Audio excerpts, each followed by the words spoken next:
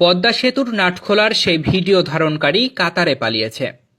পদ্মা সেতুর নাটখোলার সেই ভিডিও ধারণকারী ব্যক্তির পরিচয় ও অবস্থান শনাক্ত করেছে পুলিশের অপরাধ তদন্ত বিভাগ সিআইডি।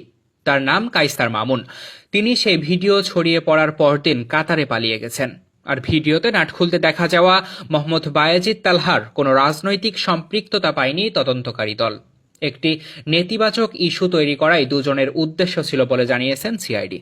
দেশের সবচেয়ে বড় অবকাঠামো পদ্মা সেতু ২৫ জুন উদ্বোধন করা হয়। এর পরদিন ফেসবুকে ছড়িয়ে পড়া একটি ভিডিওতে বায়েজিদকে সেতুর নাট খুলে দর্শকদের উদ্দেশ্যে দেখাতে দেখা যায়। ওই ঘটনায় রাজধানীর শান্তিনগর এলাকা থেকে ২৬ জুন তাকে গ্রেফতার করে সিআইডি। সিআইডির তদন্ত সংশ্লিষ্ট সূত্রে জানা গেছে, ঘটনার ভিডিও ধারণ করেন বায়েজিদের বন্ধু কায়সার। ৩০ থেকে ৩৫ সেকেন্ডের ভিডিওটি কায়সারের টিকটক আইডি থেকেই আপলোড করা হয়েছিল। কায়সারের বাড়ি সাভারের নালিয়াসুর মসুরিয়াখোলা গ্রামে। বায়েজিদকে গ্রেফতারের পরের দিন তিনি কাতারে চলে যান বলে সিআইডির সূত্রগুলো জানিয়েছে। দর্শক, এই নিউজের তথ্য প্রথম আলো।